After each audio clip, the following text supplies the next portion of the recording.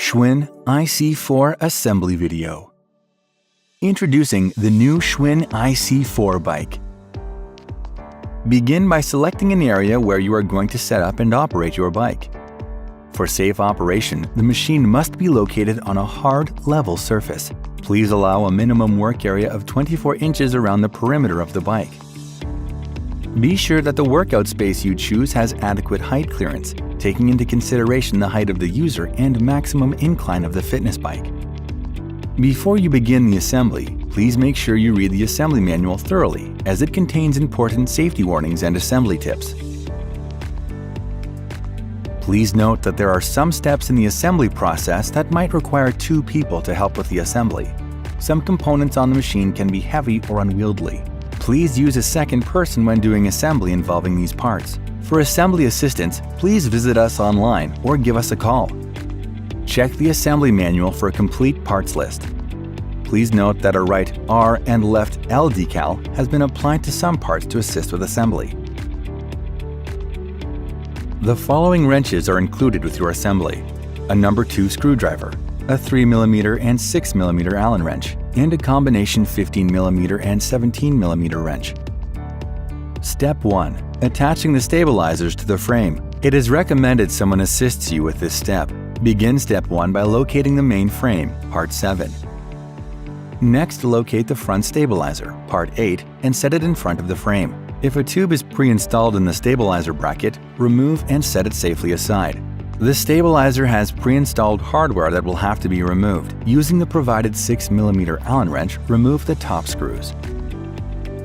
Next, with some assistance, tilt the frame and insert the stabilizer in front of the frame.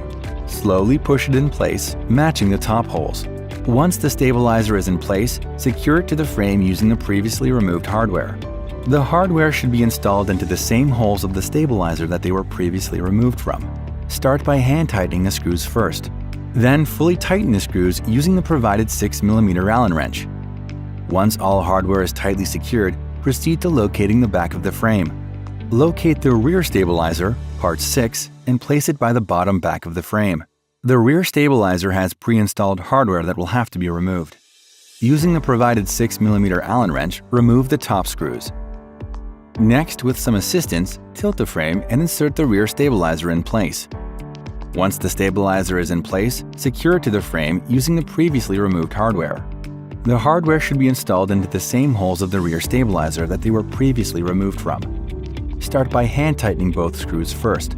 Then, fully tighten the screws using the provided 6mm Allen wrench. Step 1 is now complete. Step 2. Attaching the pedals. Begin Step 2 by placing the right pedal, Part 11, on the bottom right side of the main frame.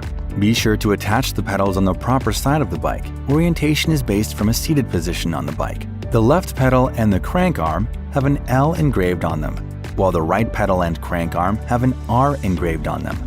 Before installing the pedal, there might be a little bag on the end of the crank to help keep the crank grease in place. Pull the bag off to expose the grease on the threads. Please note that the left pedal is reverse threaded, while the right pedal is regular threaded. When installing the pedals, it is very important that the pedal is installed straight into the crank arms by hand. If the pedals aren't installed straight, the threads that secure the pedals may strip. If you feel resistance and the pedal does not turn smoothly into the crank arm, then you may remove the pedal and start again to ensure that the pedal is aligned correctly. Try again and tighten the pedal by hand until you are sure that the pedal is going straight into the crank arm. After several hand turns, fully tighten the pedal using the 15mm wrench. Keep the pedal aligned as you fully tighten it with the wrench. Once the right pedal is secured, repeat these steps for the opposite side and attach the left pedal. The left pedal, Part 5, will have an L engraved on it. Please note that the left pedal is reverse threaded, so in order to tighten the pedal, you must rotate it counterclockwise. Attach the pedal. If you feel resistance and the pedal does not turn smoothly into the crank arm, then you may remove the pedal and start again to ensure that the pedal is aligned correctly. Keep the pedal centered and aligned while attaching it. After several hand turns, fully tighten the pedal using the 15mm wrench. If the threads strip due to improper installation, then the pedals can disengage from the bike and/or break while under usage, which can result in serious injury to the user. See the assembly manual for more information. Once both pedals are tightly secured, Step 2 is now complete. Step 3. Attaching the handlebar post and seat post. Begin Step 3 by locating the handlebar post, Part 2, and placing it on top of the front frame tube as shown. The handlebar post is adjustable, and it can be adjusted up and down. Slowly slide the handlebar post into place, but take care not to set the post position higher than the stop mark on the tube. To secure the handlebar post, locate the handle, Part C, and insert it into the front hole of the frame tube. Choose an appropriate height for your handlebar post by sliding it up and down, and then lock it into place.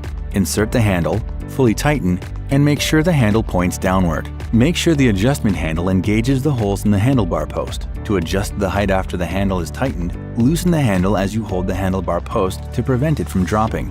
Move it to the desired position and tighten the handle. Pull the handle out to disengage and turn the handle so that it points down, then release.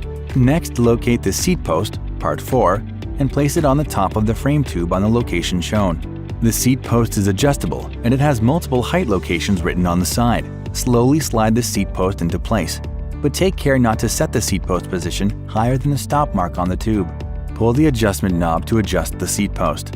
Choose an appropriate height for your seat stem by sliding it up and down, and then lock it into place by releasing the knob. Tighten the knob securely. Next, locate the seat, Part 3, and insert it on the open end of the seat post, Part 4. Slowly push and slide the seat into place. Choose the appropriate seat position based on your arm length.